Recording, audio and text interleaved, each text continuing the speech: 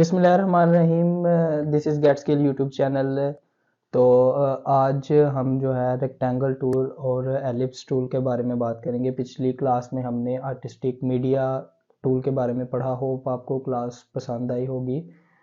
तो आज की क्या क्लास ज़्यादा लंबी नहीं होने वाली। इन टूल्स को हम पहले भी डिस्कस कर चुके हैं जब हमने शेप टूल की क्लास पढ़ी थी, लेकिन अगेन अभी हम इन्हीं टूल को डिस्कस करेंगे। तो चलिए कोरल ड्रॉ की स्क्रीन पे चलते हैं।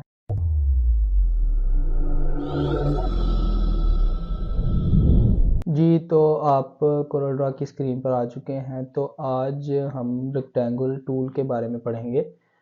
ये टूल हमने पहले भी डिस्कस किया हुआ है, लेकिन अगेन मैं इसके ऊपर एक छोटी सी वीडियो बनाऊंगा ताकि आपका जो कॉन्सेप्ट है वो मज़ीद क्लियर हो जाए।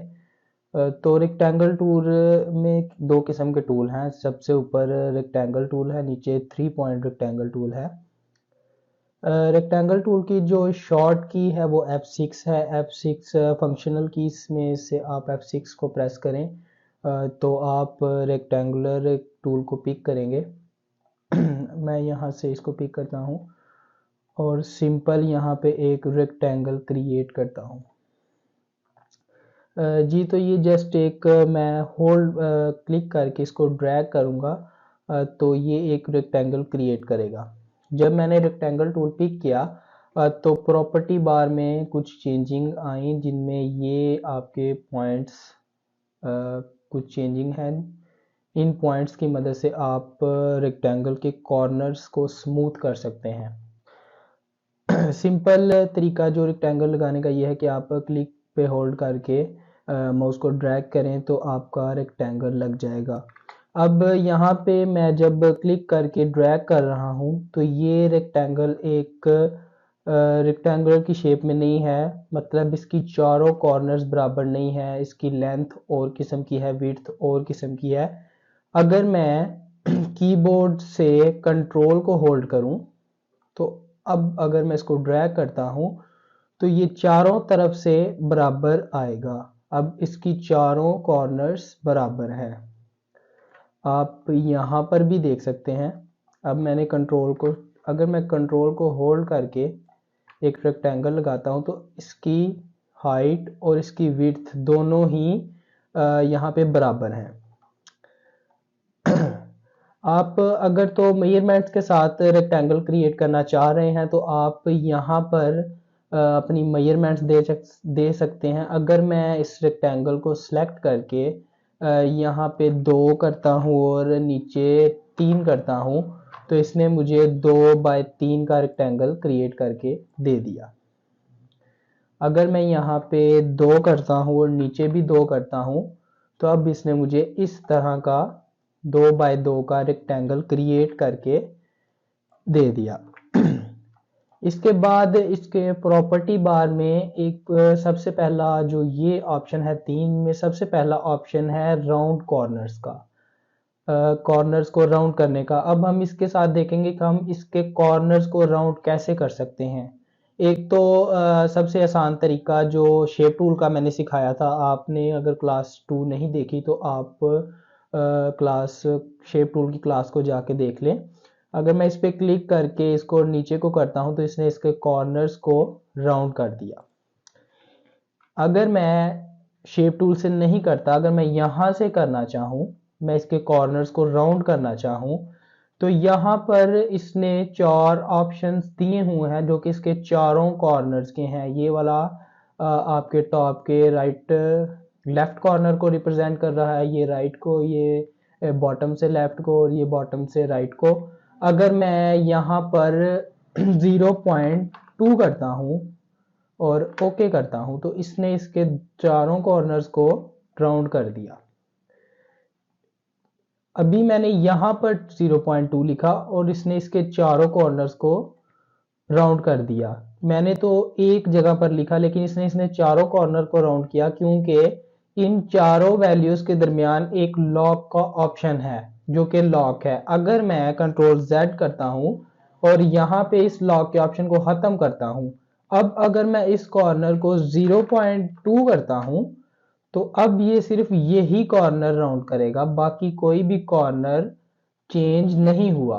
अब अगर मैं इस पे 0.2 करता हूं तो इसने ये वाला कॉर्नर चेंज किया, बाकी दोनों कॉर्नर्स अपनी असली हालत में ही हैं। ये लॉक आप इसको लगा ही रहने दें। समटाइम्स ये आपको तंग भी करता है कि आपको समझ नहीं आती कि आप रेक्टेंगल क्रिएट करते हैं तो वो ऑटो ही इसकी शेप इस तरह कर देता है। अगर अब मैं उसको अब अगर मैं रेक्टेंगल क्रिएट करता हूं तो ये इसके कॉर्नर्स को यहां से 0.2 इसने एक कॉर्नर को राउंड किया। अगर मैं लॉक कर देता हूं और अब मैं 0.2 करता हूं, कंट्रोल Z करूंगा, इसको डिलीट करूंगा। अब अगर मैं 0.2 करता हूं तो इसने इसके अगेन से इसने चारों कॉर्नर को राउंड कर दिया, यानी कि इस लॉक की मदद से। अब अगर प्रॉपर्टी बार में दूसरे नंबर पर जो टूल है, अगर मैं इसकी मदद से रेक्टेंगल क्रिएट करता हूं तो इसने इसके कॉर्नर्स एक बराबर रखे हैं। अब अगर मैं यहां पे 0.2 करता हूं तो इसने इसके कॉर्नर्स को अंदर की तरफ एक आर्क में कन्वर्ट कर दिया।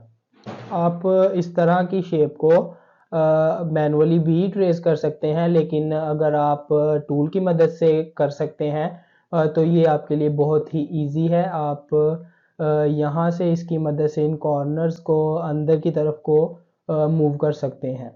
अगर मैं यहाँ पर 0.5 करता हूँ तो इसने 0.5 कर दिया। ये चीज़ आप शेप टूल की मदद से भी कर सकते हैं। अगर मैं शेप टूल को ऑन करता हूँ तो ये पॉइंट एक ब्लैक पॉइंट्स में कन्वर्ट हो गए। अब अगर मैं यहाँ से पकड़ के ड्रैग करता हूँ तो ये भी इसको चेंज करेगा। आप यहाँ से करें या शेप टूल की मदद से करें, बात एक ही है। लेकिन अभी मैं जस्ट आपको रेक्टेंगल टूल के बारे में बता रहा हूँ। तो अगर मैं लॉक को अनलॉक करके यहाँ पर 0.8 करता हूँ और एंटर करता हूँ तो इसने ये वाले कॉर्नर को 0.8 किया, बाकी सब 0.5 में ही है, क्योंकि यहाँ से लॉक को ख़त्म किया है। अगर मैं लॉक करके अगेन 0.5 करता हूँ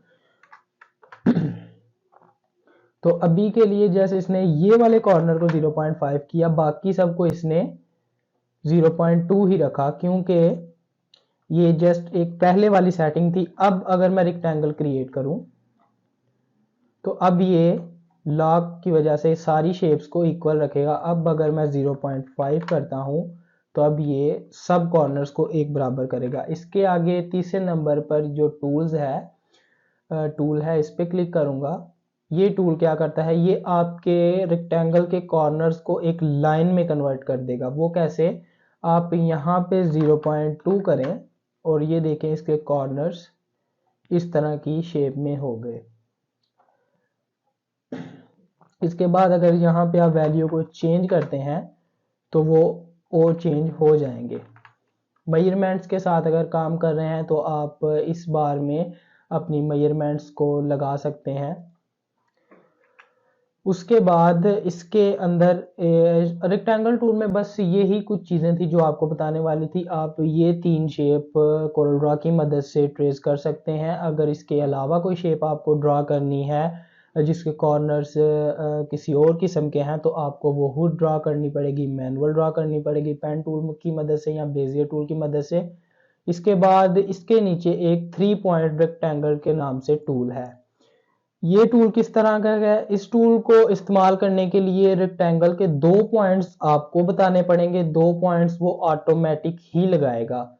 अगर मैं यहाँ पे क्लिक करता हूँ और माउस को क्लिक होल्ड करता हूँ तो आपने देखा कि कर्सर के साथ लाइन मूव कर रही है। अभी मैंने क्लिक नहीं छोड़ा, जबकि बल्कि मैंने क्लिक को साथ होल्ड करके रखा है। अगर मैं यहाँ पे आके क्लिक को छोड़ता हूँ और अब मैं माउस को, अब मैंने कोई भी क्लिक या कीबोर्ड से कोई भी बटन प्रेस नहीं किया, ये ऑटो मेरे कर्सर के साथ मूव कर रहा है रेक्टेंगल। अब मैं अगर यहाँ पे जाकर क्लिक करता हूँ तो इसने इसको एक रेक्टेंगल में चेंज कर दिया। इसकी प्रॉपर्टीज भी यहाँ से बिल्कुल सेम है जैसे मैंने आपको पहले बताई। ये जस्ट एक रेक्टेंगल को उसने इस एंगल में चेंज कर दिया है। एंगल आप यहाँ से भी चेंज कर सकते हैं। अगर मैं सिंपल रेक्टेंगल टूल की मदद से यहाँ पे एक रेक्टेंगल क्रिएट करूँ और यहाँ से एंगल 301 करूँ तो इसने सेम इसी एंगल में इसको कर दिया जो कि ऊपर वाला है।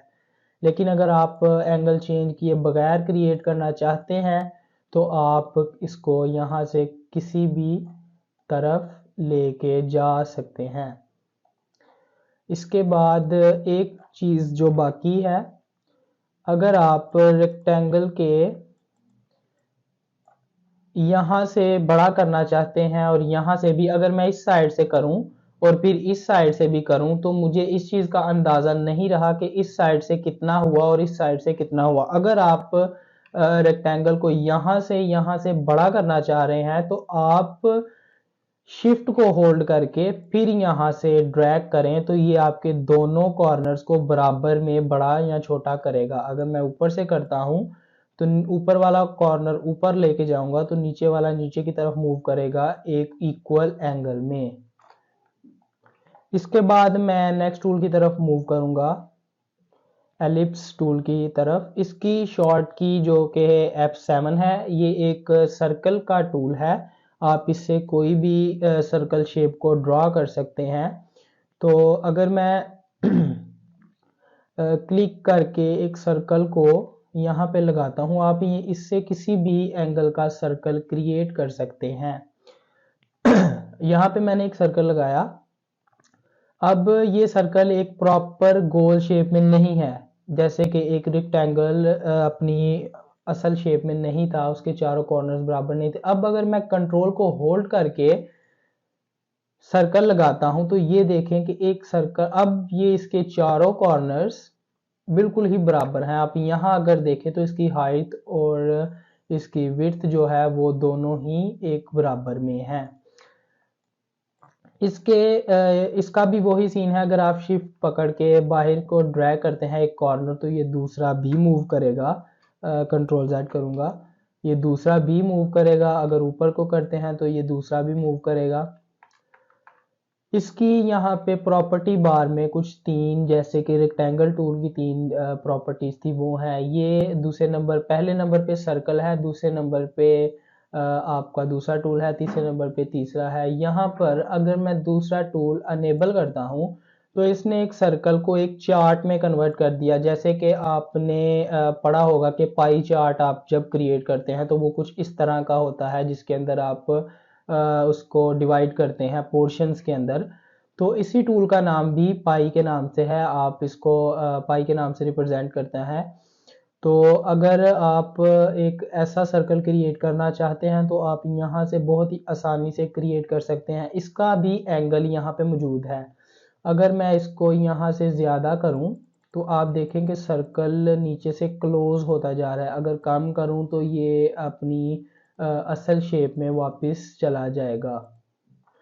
अब अगर मैं इसको मेजरमेंट्स की मदद से नहीं करना चाह रहा, मैं कर्सर की मदद से इसको मूव करना चाह रहा हूँ, तो मैं यहाँ से शेप टूल को अनेबल करूँगा। तो इसके पॉइंट आपने देखा कि चेंज हो चुके हैं और यहाँ पे एक ब्लू डॉटेड लाइन भी आ चुकी है। तो आप इसको यहाँ से पकड़ के ड्रैग कर सकते हैं और किसी भी किस्म का बना सकते हैं। अगर मैं यहाँ से अंदर की तरफ मूव करता हूँ तो ये एक गाइडलाइन शो करता है कि आप इस एंगल तक इसको लेकर आ चुके हैं या इस एंगल तक आप मूव कर चुके हैं इसको। इसके अगर मैं नेक्स्ट इससे आगे बात करूं तो यहाँ पर एक आर्क टूल के नाम से टूल है। अगर मैं इसको अनेबल करता हूं तो इसने सर्कल का इतना हिस्सा एक आर्क में कर दिया, काट दिया।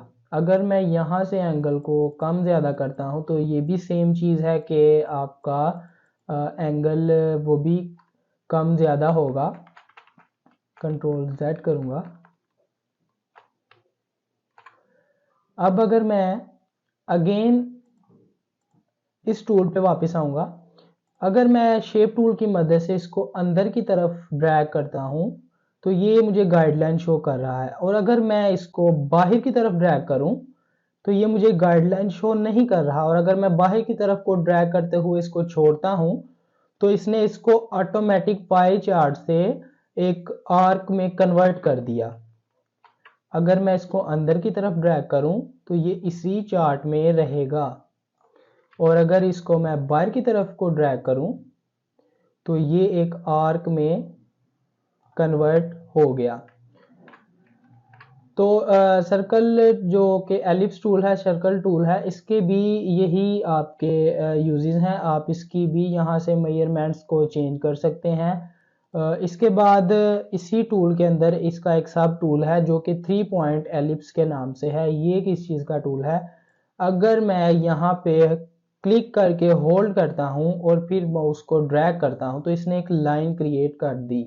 ये एक लाइन नहीं, अभी मैंने लेफ्ट क्लिक को रिलीज नहीं किया, ये जस्ट एक लाइन नहीं, ये एक सर्कल है आपका।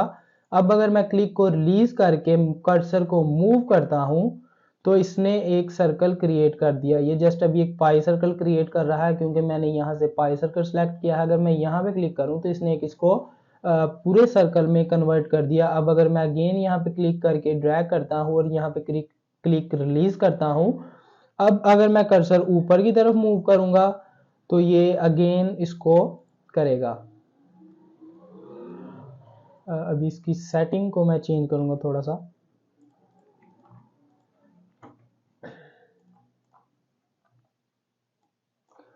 अगर मैं यहां से नीचे की तरफ ड्रैग करता हूं और अब ऊपर की तरफ इसको मूव करता हूं अपने कर्सर को, तो ये इसको एक सर्कल में कन्वर्ट करेगा। आप मैन्युअली भी सर्कल क्रिएट कर सकते हैं और एलिप्स टूल की मदद से भी कर सकते हैं, लेकिन ज़्यादा बेटर यही है कि आप एलिप्स टूल की मदद से क्रिएट करें। वो आसान भी है और वो बेटर भी है। तो 3 पॉइंट सर्कल का भी यही सीन है कि एक पॉइंट आपको बताना पड़ेगा। मैंने क्लिक करके नीचे की तरफ को ड्रैग किया और एक पॉइंट मैंने बताया, बाकी जो रिमेनिंग पॉइंट्स होंगे वो खुद ही ऑटो सेलेक्ट कर लेता है कि आपने कितना सर्कल क्रिएट करना है।